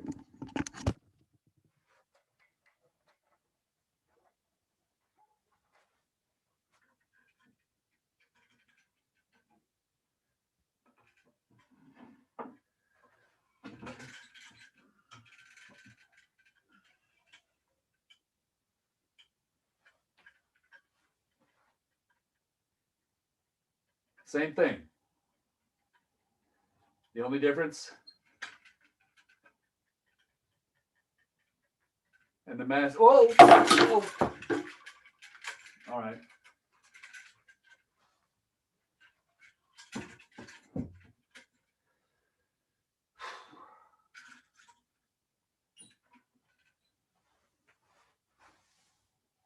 Still good.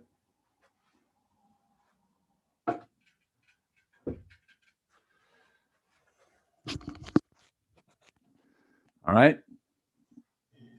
I like the visuals myself. Hopefully you do too. Apologies if you don't. All right. We're trying to understand what happens when there's this extra angle involved. And remember earlier I mentioned that we were going to talk about lengths. Now, to be clear, in this problem, we know the angle theta, and we know this length, and we know this length. We don't know x, but we do not know alpha or beta. So one of the main things we have to be able to do in this problem before we waste time figuring out the forces and the FBDs, we need to know these angles. If we don't know these angles, how are we going to split this thing up? How are we going to do force components if we don't know the angles for the tension? So any ideas how we might attack this to try and get some angles? What do you Split them think? into two right triangles. What do you mean by that? Let me label some points. Let's say this point is P for pivot. Let's say this point up here is A, and this point out here is B. What do you mean by make a right triangle? Like go like this or like this? Horizontal line through P. Ah, okay. That's not a bad guess. I would go horizontal line through B. Check this out. See a big right triangle being formed? Yeah. That is easier. Because, let me make this look a little bit prettier, okay? I'm going to draw this dot big just so I have some room.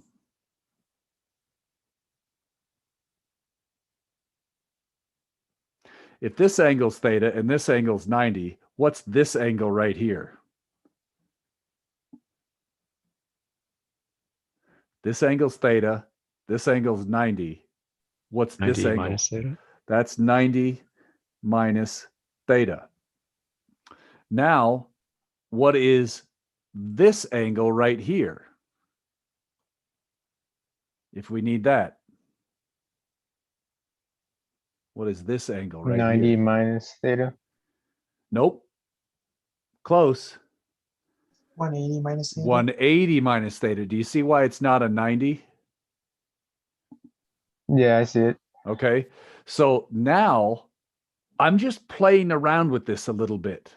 Which of these angles we could figure out, I don't know. But do you agree there's a relationship between these three? Alpha plus beta plus 180 minus theta should equal 180 degrees. Because these three angles add up to 180. So alpha plus beta plus 180 minus theta equals 180 degrees. That might help us figure out some angles. It might not. What about this angle right here? What's this angle right here? I'll call this triple bar. What is that angle?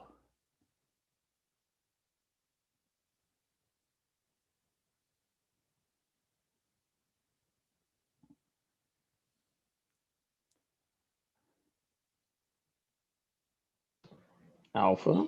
It's alpha. But do you agree it's also 90 minus these two added together? Beta plus 90 minus theta.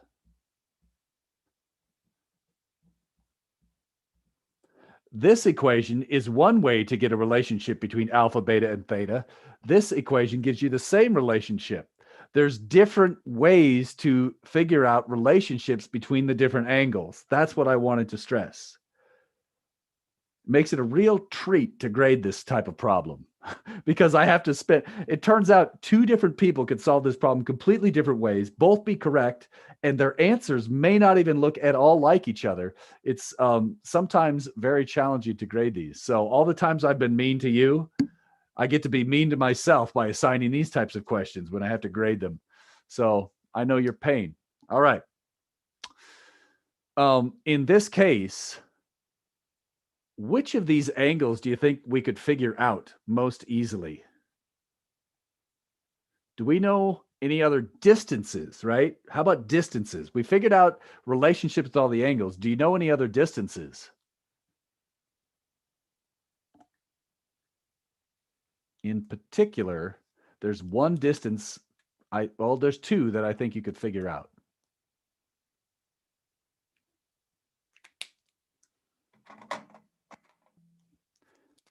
This, I'm just going to say it to save us time.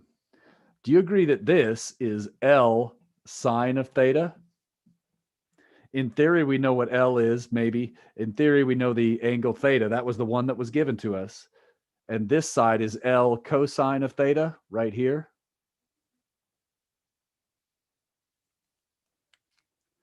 Notice we have not drawn any forces yet, and this is already jam-packed with information. This is why I was suggesting when the problems get nasty, draw one picture for figuring out your lengths, your angles, and geometry and all that. We could do a separate picture for doing forces and a separate picture for doing torques. Here's what I claim. L and this angle are in theory knowns in the problem. We could in theory figure out tangent of alpha.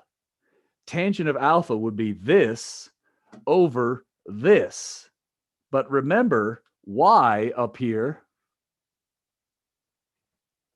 we were told that y was 2/3 of L. So in theory, it'd be this over that plus that. Everything in it has an L. The L's drop out. Theta is a number. We punch it in. In theory, you could get alpha. Let me show you that. And this is why this chapter is considered chapter 12 and not chapter 4. It's hard to do this stuff, right? Here's one example of doing that. I know this side. I know that side. I know this. So tangent of alpha is this crap. Are there other ways to do it? You bet. Then I use the fact that the angles in here, alpha, beta, plus this angle, which happens to be what? 95, I think it was 95 degrees in this case. Remember, we know this one was 85. So that makes this one 95 if I'm doing the math in my head right. And then we could get alpha from this result. And from that, we could get beta.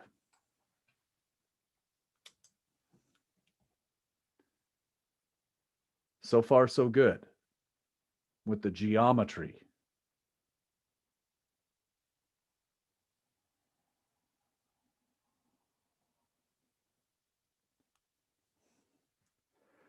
Now I want to show you why this problem is particularly diabolical. That was the easy part in theory, if you could believe that. Okay. Once you know this trick, you take a non-right triangle and make a right triangle. So whoever spoke up earlier, I think that was maybe Jose. The trick that I'm trying to show you here in general is if you have a non-right triangle, make it a right triangle, and then your math is easier. Now that you know that trick, anytime you see an oblique or acute triangle, you could turn it into a right triangle somehow. And just try various, you could have, somebody else might have done this triangle up here, right? That would also work. Same concept. Next, look carefully at these equations, and I'm going to focus on something here. Very careful. We already discussed, I hope you agree that this angle in here is alpha. That's where I got that from, right there. Look at these force equations and torque equations. It's subtle. Rx, here's Rx. And now I do Rx, I need the horizontal component of that tension, right? I should have drawn it right there. I should fix that. But look at this. That is T sine alpha. So notice the alpha shows up for the force equations. Similarly, this is the force equation in the y direction. But look at the torque equation. It uses a different angle. In the torque equation, we don't use alpha for the tension. We use beta. Because beta is the angle between the R vector and the tension itself. R, T, sine of beta. So notice in the force equations, you might end up using one angle to split up the components correctly. In the torque equation, you might need a different angle to split up the torque correctly. That is what I wanted to get out of this. Two things. Take a non-right triangle, make it a right triangle. And two, the force equation angles might not be the same as the torque equation angles. Oh, don't you love physics? This is easy stuff. In theory, it's difficult stuff in practice. Unless you practice a lot on chapter 12, it can slow you down. You're not dumb. You can do this. But you're going to be really slow at this chapter if you don't practice it. And it's on the final for sure. Either something with a circle in it or something with a rod in it. Okay? So this hopefully can become easy final exam points for you, but only if you practice the crap out of it. And then once you do, it's automatic. All right? Mechanical engineers, civil engineers. I hope you see the obvious direct benefit to your career. Everybody else, you're basically getting a lot of geometry practice, which is good for other courses as well. So I'm not going to lie to you that there are going to be a lot of biology students doing statics. All right, chemists, you're not going to do a lot of statics, but the geometry that we do here will help in every other problem we do. So for you, think of this as geometry practice. Everybody else, mechanical engineers,